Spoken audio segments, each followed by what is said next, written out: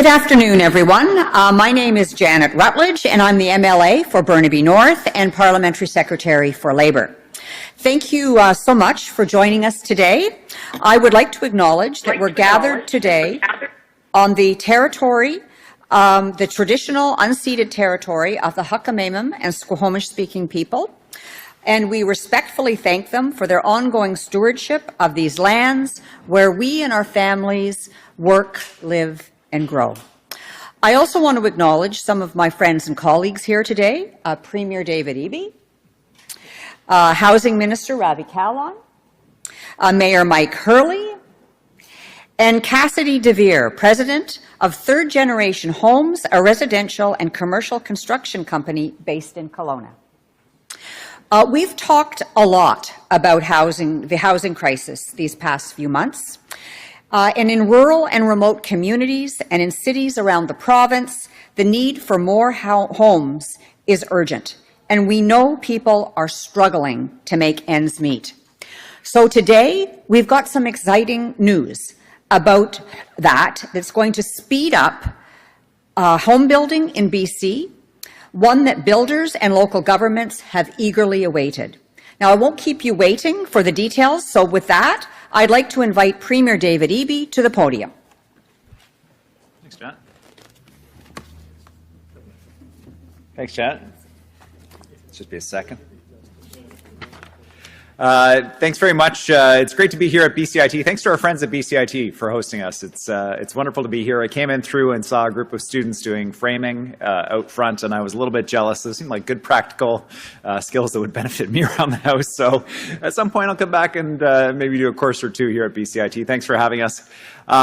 Students here at BCIT are enrolled in programs that can last between 3 months and 4 years, which actually, if you're trying to get permits to do work in housing in British Columbia, sounds like a fairly similar time frame. And you might be tempted to think, well, I'll apply for my permits and then I'll come to BCIT and I'll do my credentials so I can do the work once I graduate and get the permit at the same time. But we think there's actually a better way. We think we can speed up permits in British Columbia, and we are showing progress on that every day. Today's announcement is part of that. One of the dominant things, and I'm sure there are many people who have had the experience, but certainly one of the things that I hear from home builders, that I hear from homeowners, is their biggest challenge is just getting the permits to do the work, to build the homes we need, to build a secondary suite, to build a laneway house, to build a new home in British Columbia. And that challenge is one that prevents the homes that we desperately need from getting built. And there are people here in this province that we have debates with that say that the solution to this problem is government actually getting out of the way and leaving the market to solve these things by itself. But it's pretty clear that doesn't work. We've seen that already. Resulted in speculators swooping in. It did not result in the homes getting built that we needed. And it didn't result in the type of coordination that we need between levels of government and home builders to make sure that we can actually get things built. And so we've taken action on housing on a number of different fronts, on speculation, reining in short-term rentals. I just heard about a law student today who's going to UBC, who's moving into what used to be a short-term rental, but because of our rule changes is now a long-term rental that will house her and some of her colleagues as they go to school. We're buying up land near transit stations to build housing that's affordable for people who actually use transit so that they can live close to those transit stations. We're fixing outdated zoning rules that prevent types of houses like townhomes from being built, homes that people would love to live in but can't get built under current rules. And we're making sure that secondary suites can be built in every home in the province, in every community. And we're creating an incentive program to even make it easier for homeowners to do that. Today, we're taking the next step to make sure that those goals of getting these homes built, getting these suites built can become a reality. And also make BC a leader in digital permit innovation. Today I'm announcing that we're launching an online hub that will make it easier and faster to get the permits that you need. This work is being done in partnership between local governments, the provincial government, and home builders to make sure that it works for everybody. Ultimately, it's going to save money, speed up construction, and most importantly, help people get into homes faster. Here's how it works.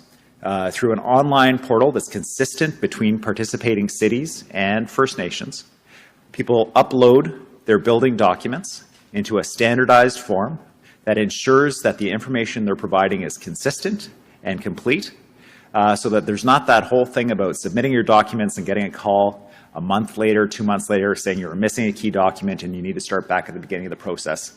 It saves municipalities time too, because when builders and homeowners provide that information, it comes in a standardized form, so that they don't spend extra time reviewing non-standard applications.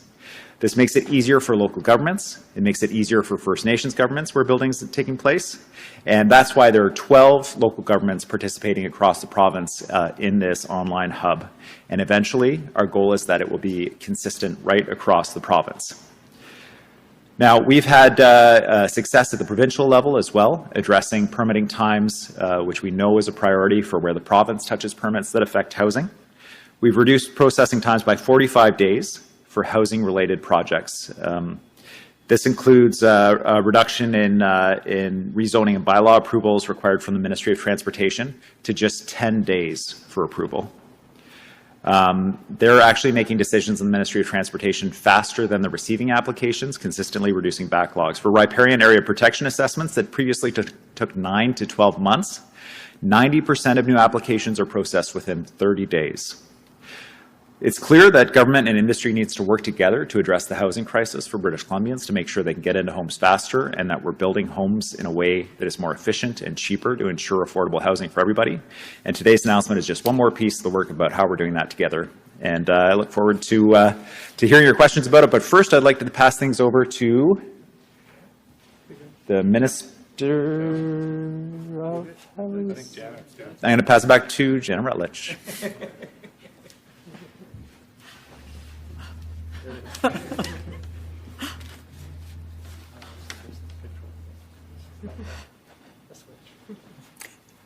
Thank you, Premier. First of all, I got to say, I wish that this had been in place when we were trying to turn our house into a multi-generational 2-unit house. It would have been so much more efficient. I think that this will remove unnecessary barriers that will be disincentives. So this is very exciting. I'm proud to be part of a government that's investing in digital solutions to the housing crisis, and I look forward to seeing the building permit hub in action. And Housing Minister Ravi Kahlon will now tell us more about how the hub was created and give a brief demonstration on some of the key features. So please welcome him to the podium.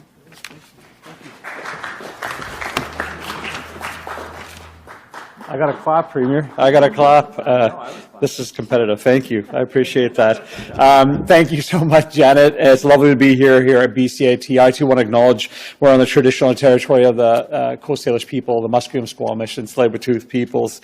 And certainly, housing is a top-of-mind issue for many, many British Columbians. And we have a lot of people to thank for partnering with us, to supporting us to get this tool up. Of course, I want to start with thanking Mayor Hurley here at the City of Burnaby. Not only does Mayor Hurley and his council have they do have the most amount of affordable housing units under construction from any community. They're also now leaders in wanting to see digital transformation so that application process can be done in a much quicker way. And of course, the many other communities that are part of our Housing Hub announcement today. And of course, I want to thank our Digital Advisory Council, who have been putting together their experiences and knowledge and helping us get this tool up and running. Premier, you did a great job of explaining the challenges that both home builders and municipalities have expressed to us when it comes to getting new homes built. And the last thing anyone needs right now is housing to be stalled with more red tape or confusion about permitting from jurisdiction to jurisdiction. That's why last fall we announced that we were creating a building permit hub, a first-of-its-kind tool in North America. And this tool was built in collaboration with local governments, with First Nations, to help standardize building permit process and submissions across jurisdictions. Pleased to announce that the tool is live today and will be live for applicants a little later this summer. We have 12 local governments that are piloting the hub with low-density housing as a priority. So units of 4 units or less as the first stage. So builders or homeowners in those communities will be able to submit their permits applications online. And local governments and First Nations will be able to ensure that all the requirements that they have are being met in a single permit process. It's a simple system to use, and now I'll just go through some of the features that are part of this. So if a homeowner or a home builder wants to build a new home in a pilot community, they start their journey on this website. They register their account, and based on the type of home they're trying to build, in which community that they're building, users can easily see the documentation that they're required to submit as part of their application to the community. Now, builders across communities will have the same basic building permit checklist and application process using the permit hub. So unique requirements in each community are automatically added to the list when you choose the community which you're building in. This checklist helps home builders gather the right information and move to a complete permit process much easier. Home builders will also have a list of all the projects they're working on and the community requirements for each project. In future, we will be expanding this feature to track, review the approval status. Also, during this phase of the pilot, we will be focused on the energy step code of the building code.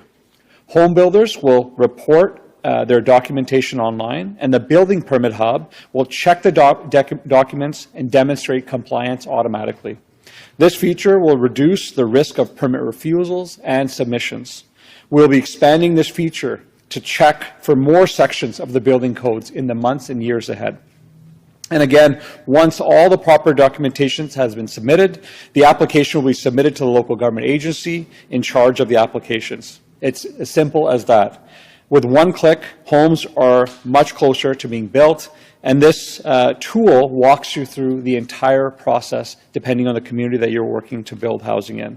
Building applications will be more consistent and in line with local requirements so that it's easier and faster for local governments and First Nations to review, speeding up the delivery of homes and cutting costs for resubmission and applications, and needless to say, the back and forth that comes with it. We have some great opportunity for future expansion of this. This is a starting point. Our goal will be to continue to expand this. We will expand by digitizing the building code in a greater way, providing more tools for local governments so that one day home builders will be able to submit their applications, know upfront what the rules are, and perhaps even in a very near future get live information about where their applications are in the system. This is part of a whole host of measures that we're doing to bring more housing online, cutting red tape, allowing more housing around transit, small-scale multi-units.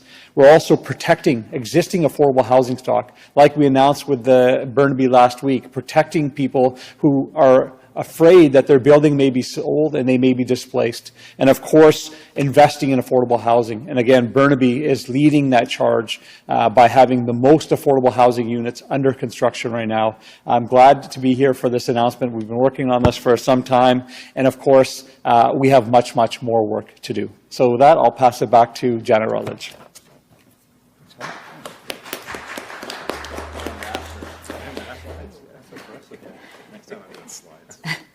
Thank you, Ravi. The building permitting hub looks really innovative, and it sounds like an extraordinary amount of work went into creating it, and it's not over yet. Next, I'd like to ask Mayor Mike Hurley to take the stage.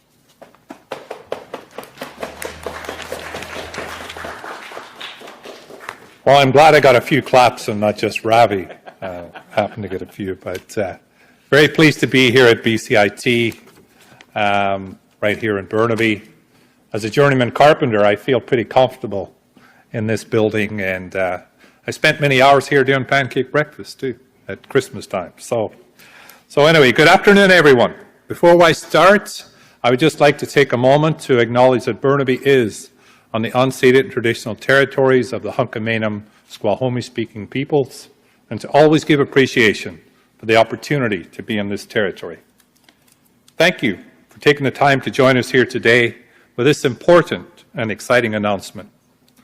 Over the last few years, our city has undertaken a comprehensive review of our permitting processes to find ways to improve our services to our residents and our businesses. We've made major improvements, and we've even received an award from the Commercial Real Estate Development Association recognizing the strides we have made over the last couple of years. It's not the kind of work that attracts major headlines, but it is clear how important it is to make it easy for folks to obtain permits they need without significant delay. That's why I'm thrilled to be here today alongside our partners at the province, talking about another important step forward in improving our permitting processes. The Building Permit Hub is designed to further improve our permitting process, and our experience as a pilot city will help ensure that this project delivers on all our goals. Something we have learned in Burnaby is that there's not a one-size-fits-all approach to solving the housing crisis. We need to attack this issue from multiple angles with multiple solutions and programs to address the sticking points in building new housing. The Building Permit Hub is a good step, and part of that approach, and we're proud to be lending our support to this program. Thank you all for taking the time to be with us today, and now I'll turn the mic back to our MC, and I know the Premier's looking forward to coming back up so that he can get an applause. Right? Okay, thank you all.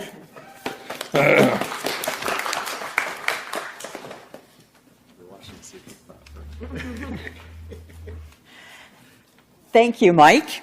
And I got to say, I'm pretty proud to live in the city of Burnaby that is one of the communities that's piloting this important innovation. I know many builders, developers, local governments, First Nations governments will be watching closely as the hub improves and expands with new features and communities in the months to come. Cassidy deVeer is one of them. Cassidy is the president of Third Generation Homes, a family-run residential and commercial construction company in Kelowna that specializes in custom home building. Cassidy also happens to be the past president of the Canadian Home Builders Association. And I'm sure that Cassidy has some important words to share with us about this work that we're initiating. Cassidy? Thank you. Yeah, as a builder, I'm probably the most excited person here, that's for sure. All right, well, thank you for having me here for the announcement on the Building Permit Hub. As I said, I'm the owner of Third Generation Homes. We build custom homes, production homes, renovation, and this year we started our first small-scale multi-unit housing project. Over the past 15 years, we've built in Kelowna and West Kelowna and surrounding communities.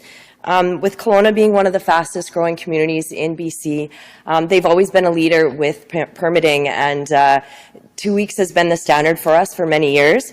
But when I was president of BC Home Builders Association, I traveled the province and quickly realized that that was not the realistic expectations in a lot of other municipalities. And so a lot of people were very jealous as I was traveling across the province. The current process of printing off hundreds of pages of documents to drive down to City Hall, which are then scanned and stored on a server or thrown in a filing cabinet and passed around the office, is certainly not the most efficient way to get things done, which is why when I get to see the slideshow, I'm just so excited for how this is going to change the way we build homes. Permitting delays have been a long-standing issue, and we are incredibly excited for this. Not only this initiative, but all the strides the provincial government is taking to remove the challenges and barriers that we face as home builders to get much needed housing built. This past fall, I traveled to Ottawa with the City of Kelowna and presented on the progress of their AI permitting, which I know is kind of the future of where we're headed with this new technology. I'm excited to be part of a province that is leading the way in many areas, and we wouldn't be able to do it without the support of our Premier and Minister of Housing. Thank you.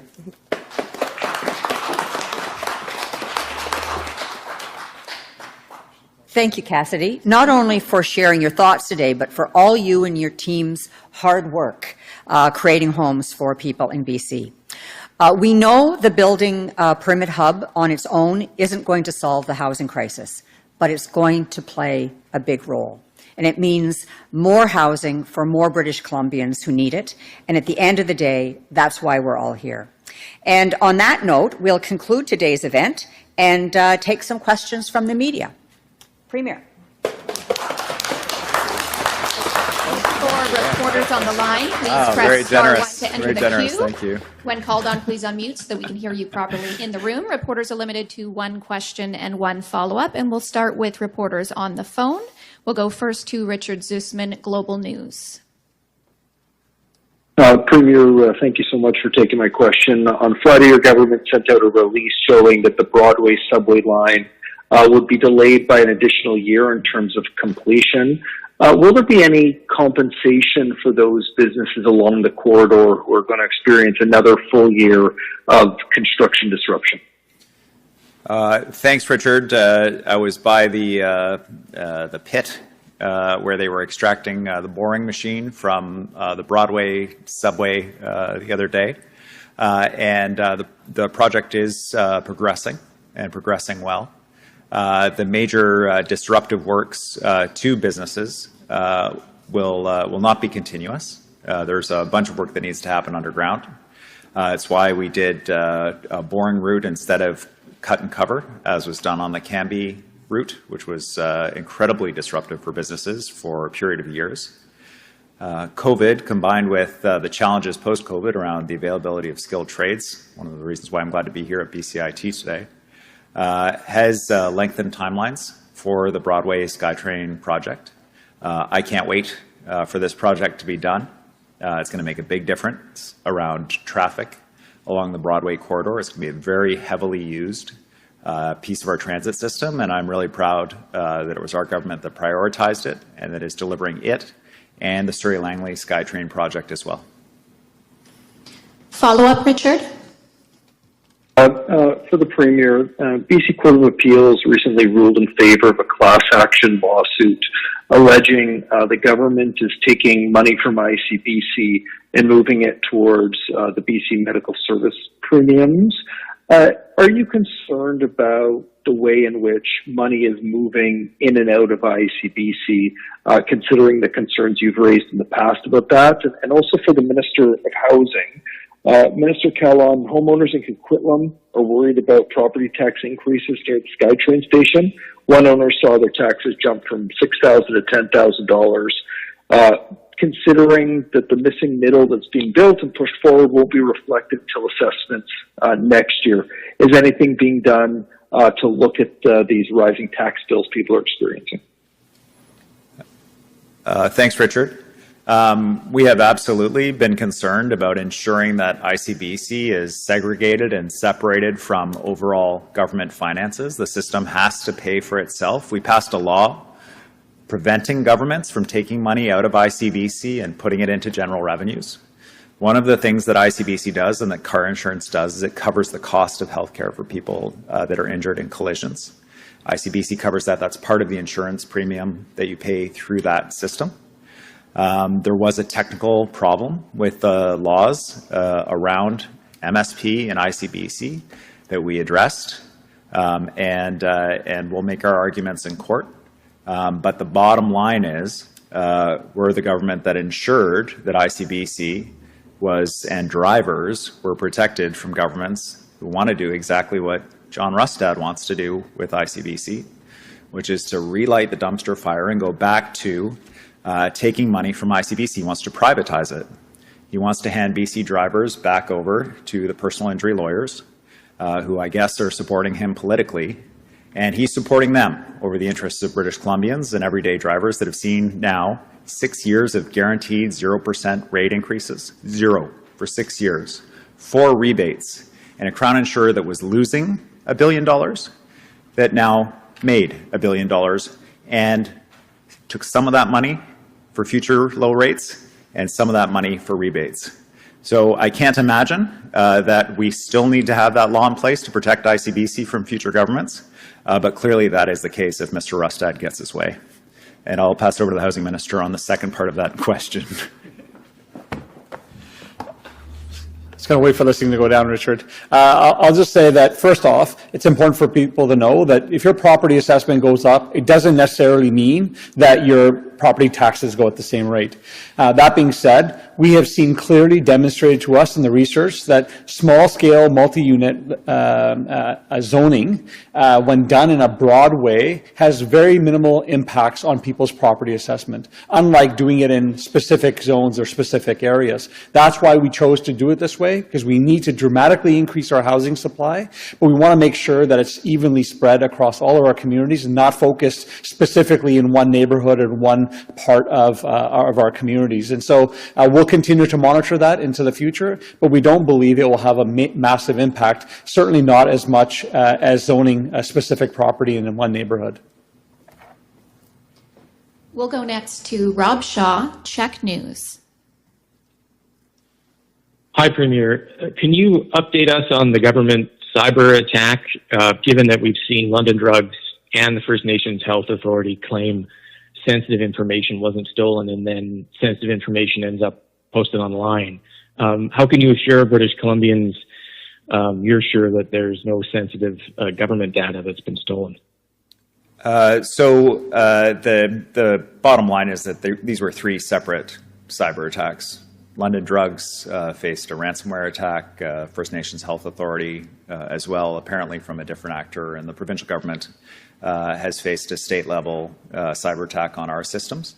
We're still doing the work, Rob, in terms of understanding the extent of any materials that may have been accessed and the activities of this malicious actor in our computer systems. The reason we were able to detect it was an upgrade that was done to our systems in 2022 to make sure we were able to detect and prevent these kinds of attacks. So we'll provide a full accounting to British Columbians once we have that full information for them. For First Nations Health Authority, we've offered to them whatever support we can provide. It's hard to think of something more important for British Columbians than their personal health information. Making sure that they're able to respond to this and do whatever they can to address the issue that they face is a priority for us too. And I'm glad to see London Drugs is up and running again. It's one of my favorite stores, and certainly the Eby family relies on them. So I'm glad their employees are back at work, and I'm glad they're open again. Follow-up, Rob? On Surrey, is the $250 million offer back on the table for that municipality given the court ruling? Have you decided to put that money that was previously in a final offer that the city didn't accept back on the table for reconsideration?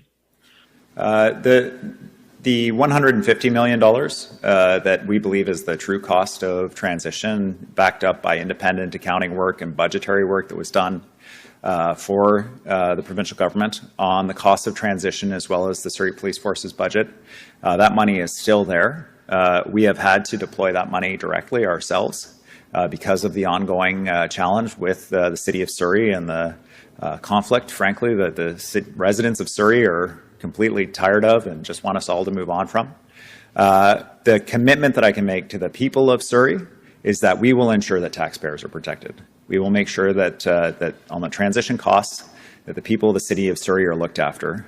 But how we do that, given the ongoing challenges, frankly, that we have with the Mayor of Surrey and her continued desire to lengthen this conflict and stretch it out and make it worse instead of finding a path for us all to move forward, is hard to say at this point. The province has assumed control. We have an administrator running Surrey Police Service. We are administering the funds to make sure that the transition continues. We passed special legislation to be able to assume that control. And we have received the court judgment now that, of course, we are allowed to do these things as we told the City of Surrey we were allowed to do these things. Now we're all just ready to move on, and I hope that Mayor and Council are finally in a place where we can move on, because Surrey is the fastest growing city in British Columbia, probably the fastest growing city in Canada, and we have to be working together. We cannot be in conflict on this issue because it is decided. We are moving to Surrey Police Service, that is it, and we're continuing with it, and there's so many other issues we should be working on with the City of Surrey, and I would welcome us all being able to close this chapter and move on. Our next question is from Sinjin Alexander, CTV. Premier, if I could please go back to the Patillo and subway delays. We were talking to the opposition parties. Here's what they're saying, that this just shows that the NDP government, your government, can't get projects done. So if I could please, your reaction to those comments. Well, I think it's profoundly ironic to hear from the opposition parties who sat around. I mean, the leaders of these parties sat around the cabinet table and they had the chance to build these projects. They had the opportunity to do it. They could have built Broadway SkyTrain. In fact, Kevin Falcon said he was going to build the Broadway SkyTrain project, but then he didn't do it. Just like so many hospitals were announced again and again and again, St. Paul's, Richmond, Terrace, never built.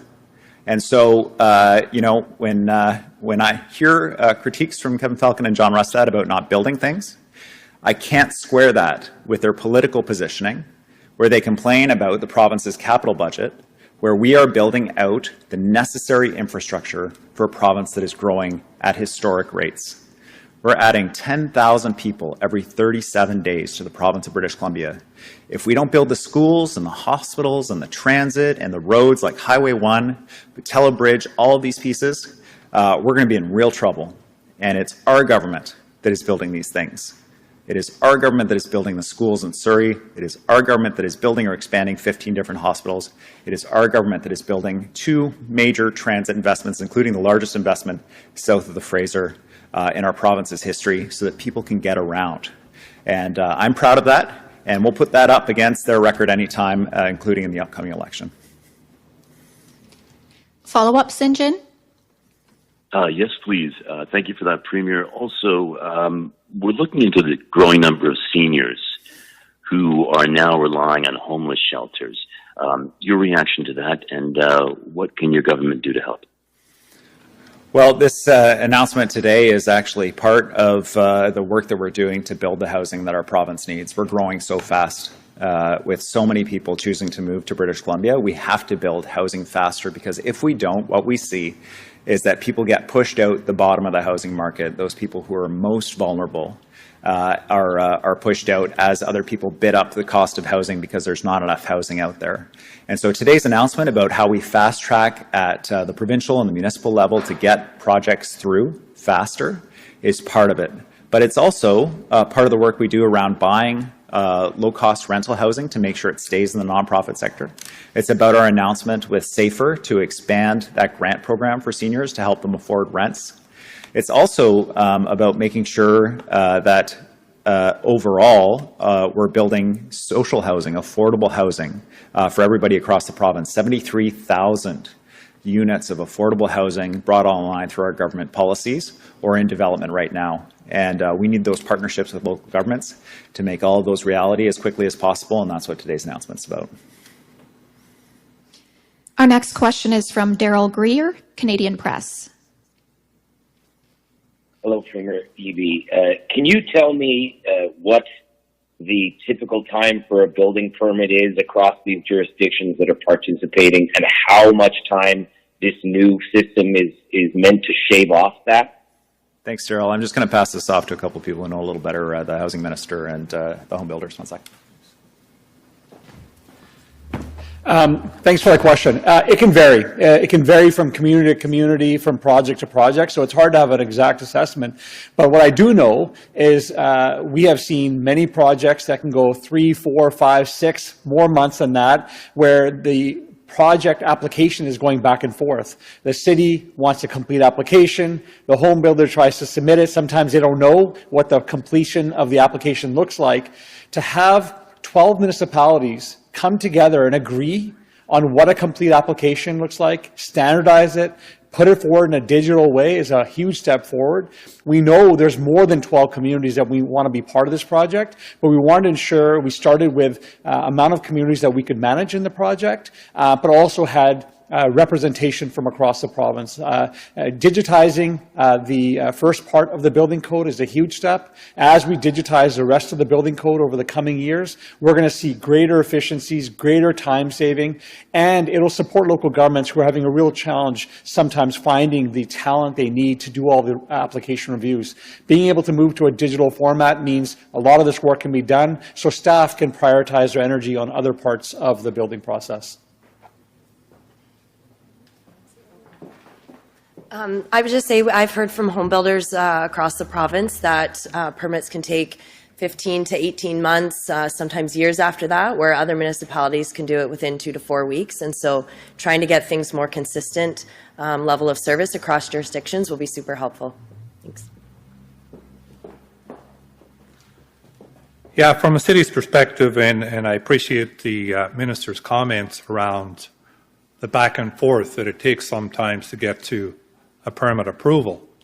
And what we're trying to get to in Burnaby, and what we are getting to, is that if quality in means that if all the boxes are ticked, that we can cut our processes by 50%. And that's our goal. And from a single family residence right now, we have achieved that goal, and we intend to achieve that goal right throughout the different levels of buildings that we do. So. Follow up, Daryl? Yes. If these permit processes have been said to add to housing costs, is this expected to bring housing costs down? Are rents going to go down? Are people facing the prospect of eviction that is basically a de facto exile? Can they expect to see any kind of relief from housing costs in the near future? Because, it's kind of unfortunate because, the barn doors being closed now, the horses are already kind of at the glue factory, you know what I mean? Colorful, Daryl. So just from the outside, and I'll pass this over to the home builders as well. From the outside, it makes a difference how long it takes to go through the permitting and construction process for housing in the province from a couple perspectives. One is the financing costs. With higher interest rates from the Bank of Canada, those who want to build housing, who borrow money to build that housing, are seeing much higher interest rates, dramatically higher, in some cases in excess of 10%, to borrow in order to construct. So the longer you have to hold that financing in order to be able to build, to go through all your steps and to get to the day when the homeowner actually gets the keys, the more that interest rate is going to cost. Holding the land has significant costs. You have to pay all your property taxes and everything else while you're waiting to get that official permit. And beyond that, it means you can only deliver a certain number of homes in a year. So if you are waiting on permits and you have all your team and all your financing tied up in a particular project, and it takes a long time to get that approved, that's time where you're not able to work on other projects and deliver other homes. And we would like to speed that up so that you're able to do more homes. You reduce your interest costs, you reduce your holding costs, but what that means for the homeowner or the person that's hired you to build the basement suite or whatever else, it means that that is more affordable in terms of the construction cost, and the home itself ultimately is more affordable, whether it's for rent or for purchase. And Daryl, I'd certainly agree with you if this was the only thing that we've done on housing, that this is like a long way down the road. But we have been working on housing since day one in 2017, and it's been about expanding affordable housing. It's been about addressing speculation in the housing market. It's been about ensuring that we're building more homes faster, and we're using all the tools of government to speed this up and to deliver more affordability. So this is just one piece, and it shouldn't be seen as the whole piece. Do you have anything specific from your experience? Sure. Yeah, thank you. I would just say it lowers the risk and increases predictability when you have a shorter time. You can imagine if you have a project that you've applied for permits when interest rates were really low, and 15 months later when you receive your permit, the market has changed and the interest rate environment has changed. There's a number of projects right now that are on the shelf that aren't moving forward because the environment in which they started is different. So if we can shorten that, it'll shorten that decision-making time. So that way when you apply for permits, if you get them right away, you can start construction right away.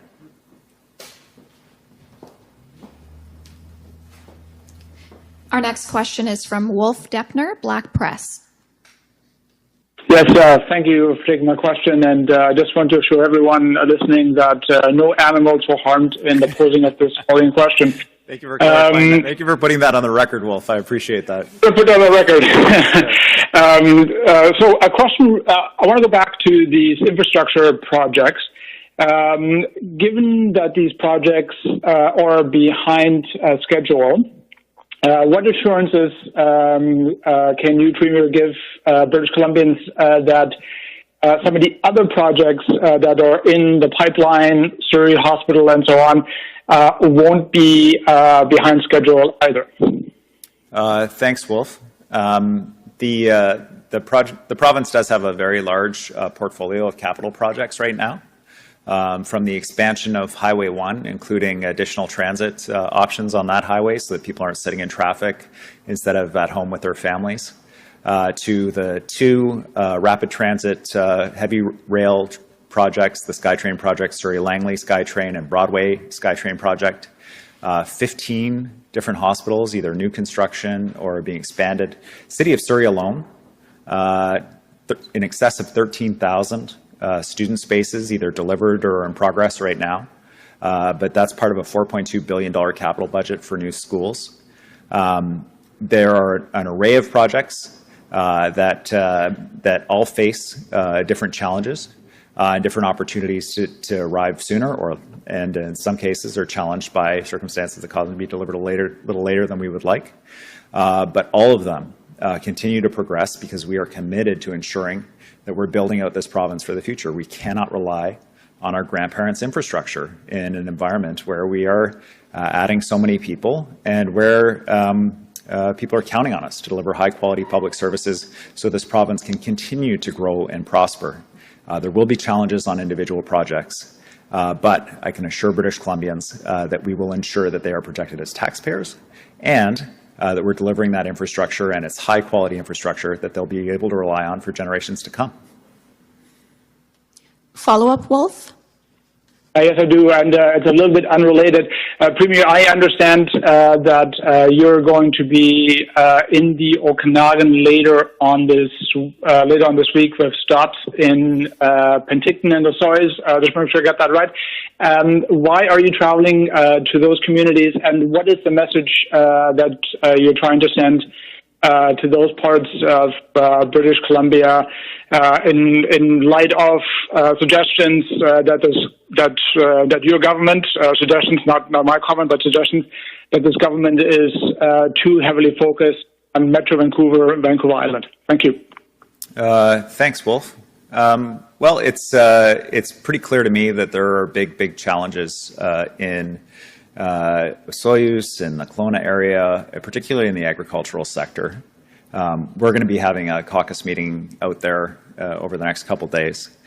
We've got some amazing MLAs out there who work hard every day for residents. But this is an area that has been traumatized by forest fire, that has seen huge swings in temperature that killed off, the estimates are about 90% of the grapes, as well as the pit fruits, cherries and peaches, devastating for farmers. We're working so closely with the wine growers, with the orchardists, with a replant strategy, with a $100 million program around drought and drought mitigation. And also our wildfire service is out and ready and prepared because this is an area that is also facing significant drought right now. And is likely to see further climate-related impacts because of that, whether it's just the drought or whether it's forest fire as well. And so I think it's important for us as government to be all across the province as we have been, representing and supporting people, even in areas where we don't have incumbent MLAs. We're government for the province of British Columbia, and I'm really looking forward to being out there.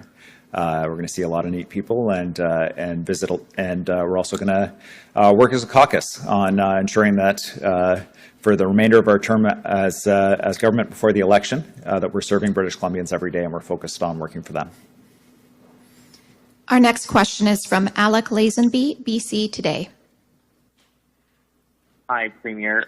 This might be for the Housing Minister. This might be for the Premier. Just wondering, so you say that there's 12 local governments and First Nations that are part of this pilot project, but several of them, I'm thinking of Paris, Coquitlam, Vancouver, and Kelowna, aren't on the list of municipalities, but were on the list when the pilot was originally announced in October 2023. Do you want to make a comment about why those communities are no longer part of the pilot? It's great. Thanks, Alec. Those communities are still part of the project. They weren't ready for the platform to connect right away. And so those communities will take a few more months to be part of it, but they very much are at the table. In fact, we have many communities that were not even part of that list who have been reaching out saying, can we be part of it? Again, we are trying to make sure that the launch of this is done in a manageable way. We can make sure that there's good learnings that we can be shared with other communities. But I can guarantee you this program will be expanded, and there will be many, many other communities that will be part of this as we move forward. Follow-up, Alec? Yes, in terms of follow-up, I've talked to some housing experts who say this is, a great step forward, but there needs to be transparency measures around what is being put forward in terms of, how this permitting process is working. What transparency measures are being built into this portal and this hub? Okay, thanks, Alec. First of all, congratulations on your ability to get comment already from housing experts. Second, for our provincial side, before I pass it over to the housing minister, we've established a portal for builders that interact with the province on permits related to Ministry of Transportation and Ministry of Forest Lands, Natural Resources, and Walrus. And so the portal provides clarity to them about where their permit is in the process, and we're providing additional transparency mechanisms so that they can see exactly how long their permit has been there and where it is in the queue and so on. So we're doing that work at the provincial level, and I'll pass it over to the housing minister about today's announcement. Great, Alec. So what we hear from home builders is that there's a desire for more certainty as far as what each local government is doing and what their requirements are. That's what we're doing today. There's a desire for faster decisions. So by digitizing everything, we're able to get decisions much quicker. But the opportunities with this tool as we move forward are great. We will have this fall set designs for housing, for small-scale multi-units. We have, with this tool, the opportunity for small builders to log online, start their application, and then even being suggested pre-approved set design projects that they can take to the local government. So the opportunities for this to expand is fantastic. It's a huge opportunity. Getting communities to agree on set requirements for applications is a big step. You can talk to any home builder, they'll tell you this is what they've been asking for a long time, but this is a start. There's more work to be done on this, but I'm excited about the opportunities and the potential for this. We will be leaders in North America with this tool and the work we're doing. I can guarantee that, and other jurisdictions are looking to us as example. And maybe, Cassidy, do you want to touch on just a... Okay. That's all the questions we have today. Thanks, everyone.